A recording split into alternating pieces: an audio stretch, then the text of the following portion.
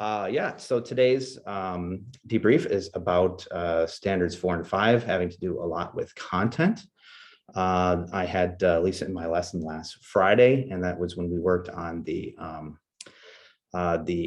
computer science concepts that I had modeled the cup song actually with, which was a fun little behavior there.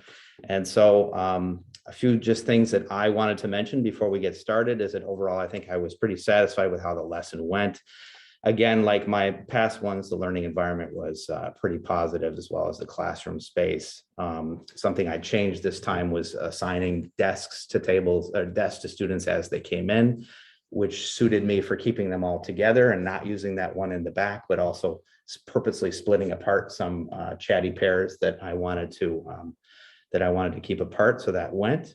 I think the lesson was fun. I also am more mindful of reminding students all the time, like you had suggested, of the expectations, whether it's of what they're supposed to be doing with their iPads, when they're supposed to be doing certain things, like the cups was a great example. I'm giving you a noise-making toy right in front of you and not to play with it. And so that kind of stuff. My one area of growth, and this is more of a general comment, is that I'm struggling in classes to figure out timing. And I think this is something that I'm assuming is going to come more with experience, but how much I can get done in a lesson. And I think I always overestimate. And then all of a sudden, that 40 minutes comes to a close much more quickly than I thought. So I think that that's something I'm going to continue to work on, because if you read the lesson plan, there was more in it that we did not get to on that day. So what have you got for me on video 3, Lisa? Sure. So I felt that your lesson went really, really well. I was really pleased with it. I thought it was really engaging. I observed students really engaged in the activity. I observed a lot of really I wrote a lot of good dialogue around the concepts that you were trying to teach. I observed a really clear learning objective, right? And then a check in terms of what students are, like how much progress they made in relation to the objective, right? I observed some really high level questions that you got them to think about, right, as well. And I noticed that you really tuned into a lot more of those behaviors as well. And set some expectations, which I thought was good as well. So I thought overall, I thought that you did a really good job, and I really liked it. I thought it was good. I thought it was really creative, and I thought it was innovative, and it was really fun for kids, right? I enjoyed the lesson myself. Right. Well, I can't take full credit for it because it was part of the Apple's curriculum, but right. Yes. Yeah, yes, no, yes. But it was it was good. Yeah. I was pleased. So if we look at the standards in terms of what we were looking for, the content knowledge, right? Let's just do a little self-analysis of where you would rate yourself.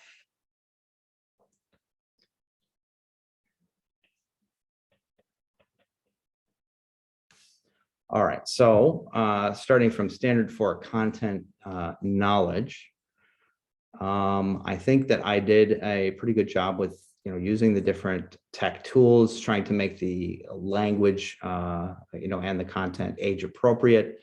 And I did have both the visual explanations, the one right in front of them that they were working on, the tactile, and then of course the discussion. So I'd probably put myself as proficient for the first 2 standards for content 4.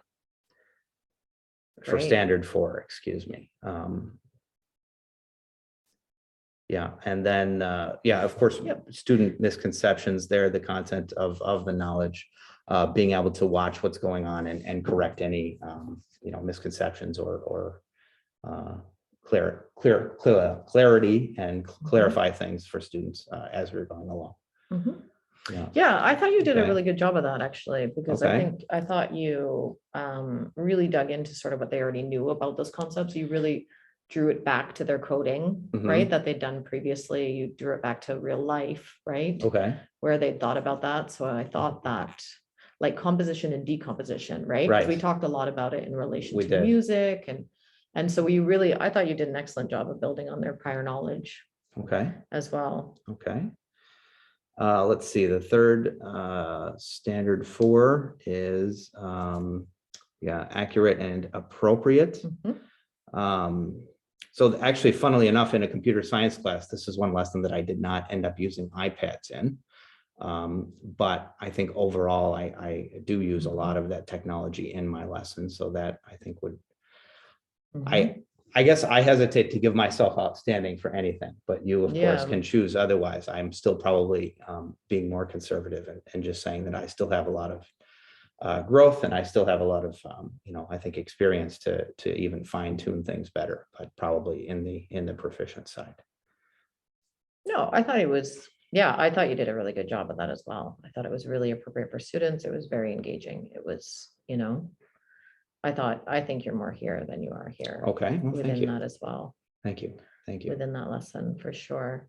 Thank you. Okay. And then standard 5, lessons and projects to address world problems. As a candidate, create lessons and projects to address the relevant age appropriate real world problems and adequately guide students in analyzing the problems or seeking solutions while incorporating appropriate technology.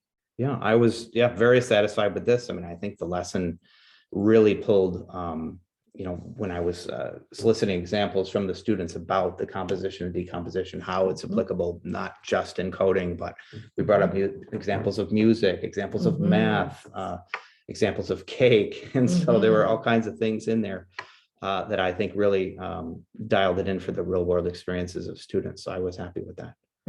Yeah, for sure. You included Yeah. the using perspectives from various disciplines. Yes. Yep, for sure. Multiple Yes. perspectives and interdisciplinary themes. Does the candidate integrate multiple perspectives into interdisciplinary theme lessons to help students respect and understand the different cultures and backgrounds of diverse populations while making lessons more relevant and meaningful to learners? So this one, Ooh, that's a tough one. I know. So as far as the making the lessons relevant and meaningful, yes, I think that was hit. I think the first part about the diversity, I do try and do that, but that did not blend itself so super well to this particular lesson. And I don't really know how I could have made it better with that. For this particular lesson, I think that this would be easier to hit in a more of a social sciences kind of a class. What do you think? Yeah, it's a tricky one. Maybe again, it goes down to the examples that you used, right? So maybe, so you use, like we did the cup song, right? In terms of an example of like a composition, decomposition, then maybe it would be extending it to a different culture that had some sort of rhythmic patterns, right? That were arranged in the same way in terms of composition, decomposition, and showing it from that perspective as well. I mean, within the cup song, they did show a diverse representation of people in that video. Oh, you mean when I right? showed the YouTube video at the end? Yeah, that's true. They That's did true. for sure. Yeah. But again, it was yeah, maybe looking at another culture's music, or for example, do you know what I mean? Yeah. To kind of show an example as well. Yeah. That would be my thought, right? It would be. But would that be, I mean, would that be kind of a forced injection of that just to satisfy this standard where it wouldn't really be super relevant to the lesson overall? Maybe. Yes and no. I think you could give a couple examples of composition and decomposition, right? In terms of just rather than just sticking to one. I mean, I mean, it's definitely something. Lights out. There we go. Something extra to think about, right? But I think for all of us at the moment, like thinking through that multiple perspectives and like diversity lens is an additional piece that we all need to challenge ourselves to within our practice, right? And I think it's it's something that we all need to consider a lot more, right? As it is such a relevant issue of today that we are, as educators, we have the responsibility to do it, right? But I think that's more like a school level in terms of a lot more training for all of us together to think about what does that look like? Are we being inclusive? What does diversity look like? Like that's a whole nother big conversation, right? Right. Yeah, but I think it's definitely relevant to really like kind of consider that through that perspective. But like I said, it was present there because there was multiple. There was multiple people exhibited within that example that you showed, right? Yeah. Yeah. I wanted to go back to one thing in standard 4, actually, with the use of technology, because you see, we didn't actually end up using iPads for this lesson. So one of the original things in this lesson, when I had asked the students to write down their steps, was actually meant to be using the Notes app on their iPad. Okay. And I balanced that with, it's tricky with these students. Sometimes when I give them an iPad and say to do something, it's so tempting for them to be off task immediately as soon as that iPad is open. I realized that.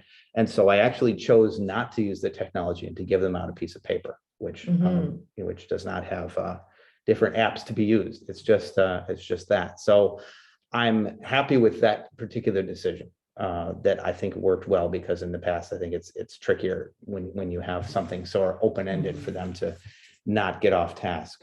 So, and I think that's a good choice. I think Yeah. like in your lessons, you're never going to consider a lack of technology, right? Mhm. Because they're all technology based Mhm. generally, right? And so I think it's almost the opposite.